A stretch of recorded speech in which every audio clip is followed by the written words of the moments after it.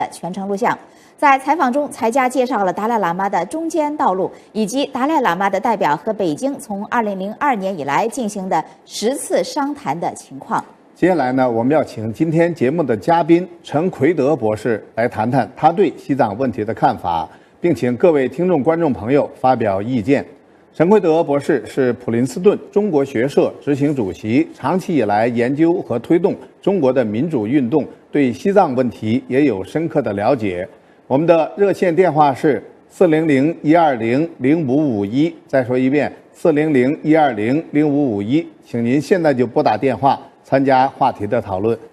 奎德，欢迎你来到我们的节目。谢谢。我知道你在2011年的时候就在华盛顿主持了一些华人学者和达赖喇嘛之间的对话，持续了2-3天的时间，对，大家都反应很好。那么首先先请你介绍一下华人学者，确切的说汉人学者，对达赖喇嘛的中间道路抱持一种什么样的态度？据我的了解，据我在海外的主要的汉人学者的华人学者的了解，我想大多数华人学者对达赖喇嘛的中间道路是支持的态度，而且认为这是一个双赢，对于汉族也好，对藏族也好，都是一个双赢的做法。因为达赖喇嘛这个体现了很高的不光是宗教性的智慧，同时也体现了很高的政治智慧，所以他这个中间道路，他既要在中国的目前的宪法框架下寻求西藏的真正的自治，同时他也要对目前中华人民共和国框架下的汉人的生存状态，包括特别是他们的信仰传统文化这些方面遭到的践踏，提出不接受的看法。所以说他也要走一条这样一种中间道路。我想华人学者汉人学者认为这是一个合情合理的要求，而且也是对大家都有好处的要求。否则如果是比较极端的想法的话，恐怕会对双方都带来某种灾难。那么说到他这个中间道路的话，在他们藏人中间，不管是海内还是海外，那么尤其呢在西藏这一边，还有在西藏地区的这些藏人，他们是什么样的怎么样的想法呢？我不能说我都了解是他们的，但是据我的所得到的信息，从我们接触到的大多数，包括西藏的学者、西藏的包括在藏区生活的汉人等等，他们大多数还是支持达赖喇嘛的中间道路的。当然有个别的，有比较少数的一些，我们也接触了比较年轻的有些藏人，他们可能对于达赖喇嘛的说法觉得还过于太缓和了，认为他们的有些要求是比较更激进一些。但是据我们得到的信息分析，他们是比较不占多数的，在西藏是占少数的。据我了解，在西藏的藏人，特别是年轻的藏人当中呢，对达赖喇嘛中间道路有一些人还是持反对观点，特别是藏青会。对，我估计您对藏青会的观点有所了解吗？他们为什么这么比较激烈的来反对这种中间道路呢？他们主要的认为就是说，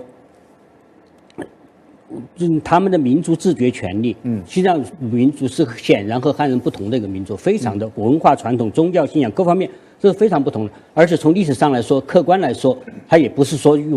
像中国政府宣传的自古以来就是从来不是这样的一个东西。这个是实事求是，历史学家也是可以看到这一点的。所以他们认为他们是有这个权利的。我想达赖喇嘛尊者也承认有这个权利，但是他认为对于西藏人如何更好，将来如果生活在这个和藏人和汉人在一个政治共同体一个国家里面，恐怕他认为对西藏的将来的前途，包括他们经济的权利、政治的权利，如果是大家能够真正的自治的话，他认为是会更好的。虽然我们有这个独立的权利，但是我们现在不要求这种权利，这也是得到大多数藏人的赞同的。好，那么就是讲到这个诚意的问题，我们刚才财家也说到，就是达赖喇嘛以及他这个西藏流亡政府，西藏人他们是非常有诚意要跟中国政府谈判。但中国政府在这一方面呢，他们显然是缺乏诚意，那么希望把这个事情就给拖下去，最好自己任内不要解决。那么在缺乏诚意的，就中共缺乏诚意的情况之下，西藏这边他们的这个意愿显然他们的力量是势单力薄。那么所以说，西藏人民他追求这个自由的这么一个愿望呢，在目前这个情况之下，你要让他们能够满足他这个愿望，症结在哪里？是不是本身也应该就是说把它落脚在中国的这个民主化进程这个框架里面？我想这个当然中国的前途和西藏的前途还是紧密相关的，这个大家都看得很清楚。目前在中国政府，大家都也看得非常清楚，他们是想采取拖这个政策，让达赖喇嘛过世以后圆寂以后，然后认为可以自然解决。但是我认为这个想法是非常愚蠢的。正如刚才说到的，还有西藏还有一些更激进的人，包括如果没有了达赖喇嘛作为西藏的更智慧的代表、更有力的代表的话，恐怕对西藏的前途也好，对中国的前途也好，将来都是恐怕比现在还要更冲突的、更厉害和更血腥的。各位听众、观众朋友，您现在收听收看的是美国之音的时事大家谈。我们现在讨论的话题是达赖喇嘛为解决西藏问题而提出的中间道路。我们现在已经开通了听众热线电话，欢迎您打电话来参加我们的讨论。我们的热线电话号码是400-120-0551，400-120-0551。回头刚才我和这个财家在访谈当中，他也谈到，90年代邓小平在接见达赖喇嘛哥哥的时候就提出来，只要你们不独立，什么话题都可以谈。而且从2002年以来到现在，达赖喇嘛的代表和他们所说的中央的代表已经进行了10次商谈，但是没有任何的进展。财家他刚才说，因为这涉及到很大的利益，有很大的利益集团掺和在其中。他说，在中国吃所谓反藏独的、吃所谓反分裂的这些人有60万人，他们不希望西藏问题现在或者将来很快得以解决。拖下去对他们就会有更大的利益，你同意这种看法吗？我部分同意吧，就是说，我想他这个谈到有一大利益集团确实存在，而且吃那个藏人这个所谓的反藏独的饭呐，这些东西是确实存在，而且过去也一直有一个说法，就是说在西藏占统治地位的被利用的或被中国共产党收买的有些汉族干部，他们的利益和达赖喇嘛已经产生了冲突，因为如果达赖喇嘛回去了，他们的位置就不在了，有这种说法。但是后来我了解的情况是没有这么强烈，虽然是有个别的有个少数的死心塌地，但是他们大多数藏人，包括当了中官的人，后来悄悄的通过各种渠道透露出信息，他们对达赖喇嘛还是非常非常尊重的。如果是达赖喇嘛有朝一日能够回到家园，或者说达赖喇嘛能够成为精神领袖，他们很多人还是比较服达赖喇嘛的领导的。所以说刚才说到的那个利益集团是有，但是我觉得不像我们过去想象的这么大这么顽固，不是在藏人干部中间有这么大的这么大的阻力，而恐怕是在中共上层的这个阻力恐怕更大一些，在我看来。好，那么讲到这个，刚才财家也谈到达赖喇嘛，他对达赖喇嘛这个私人印象，他说的非常这个强调一点，就是达赖喇嘛他自己亲自的结束了藏人几百年的这个传统，就是把达赖喇嘛作为藏人这个政治和精神领袖的这么一个对。那么就是这个东西呢，就是达赖喇嘛为什么要这么做？那么他这么做了之后呢，对藏人究竟意味着什么？那是不是意味着对藏人的这个文化和传统的一个重大改变呢？当然是一个改变，但是用达赖喇嘛的话说，他是想和与时，用我们的汉语的话说，也可以说是与时俱进。也就是说，达赖喇嘛他通过这55年来在海外的流亡的生涯和各国的领袖的接触和各国的民众的接触，他觉得这个世界是在变化的，而且他认为是变化的更符合人性的、更好的，因此他要觉得他当然藏人也要加入到这个潮流里面去，成为世界大家庭的一员。他特别关注他藏人能够成为世界大家庭的一员，因此他刚才说的这个所谓的，我们用简单的话，实际上藏人不愿意这么说，但是我们用简单的话说，就是过去的政教合一的制度改为政教分离的，更合乎现代世界基本潮流的制度。我觉得达赖喇嘛是非常有远见的，他对藏人将来在文明社会的世界文明社会的生存方式，他都提出了有远见的一些做法，而且在他身上就已经开始着手这个东西。我觉得是非常有远见的，既有政治远见，也有宗教性的各方面的远见。谈到西藏这么多年来，中共对它进行统治，基本上都是实行汉人对西藏的统治。是。自治区第一把手乃至下面的自治州啊、县等等，都是由汉人来担任。那么，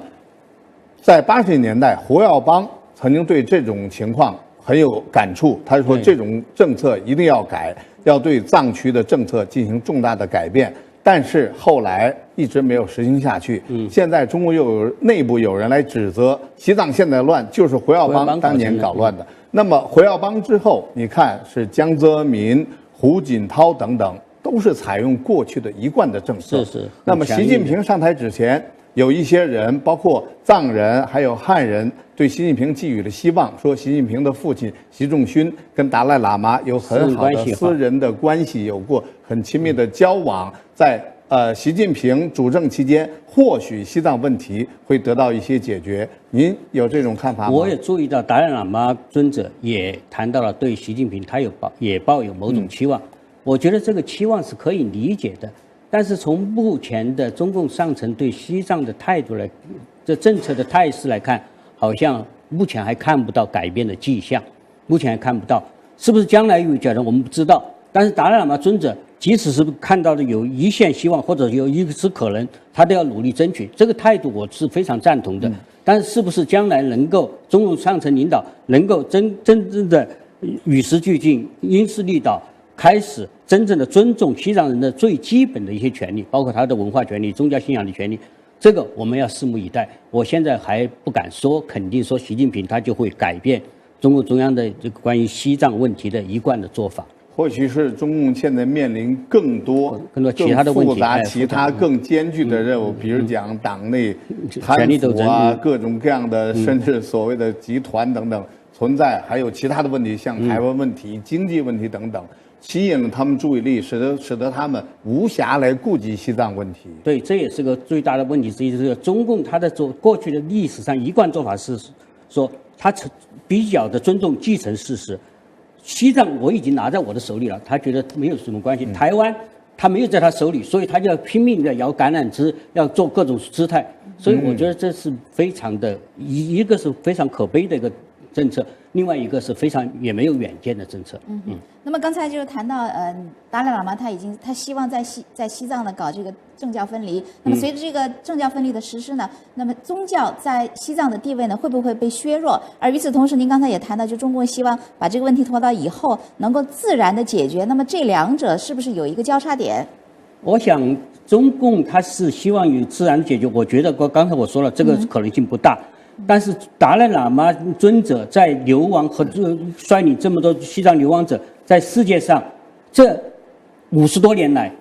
我们就注意到西藏人确实是一个非常了不起的群体，而且他们的宗教影响成了世界上非常有影响的精神。所以说，这个流亡虽然对西藏人来说是个灾难，但是在某种意义上说，它也扩展了藏传佛教和西藏的文化在全世界的影响。达赖喇嘛甚至成为仅次于这个保罗2世这样的第2位的全世界性的精神领袖。所以这个对西藏文化的发扬光大，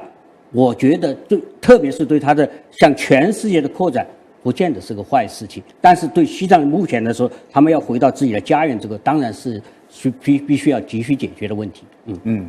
好，由于时间的关系呢，对西藏问题的讨论我们就暂时进行到这里。非常感谢普林斯顿中国学社执行主席陈奎德博士来参加今天的讨论。以上就是今天 VOA 卫视时事大家谈节目的全部内容，感谢您的收看。明天时事大家谈节目讨论话题是美中两国夫人外交和中国的医闹问题，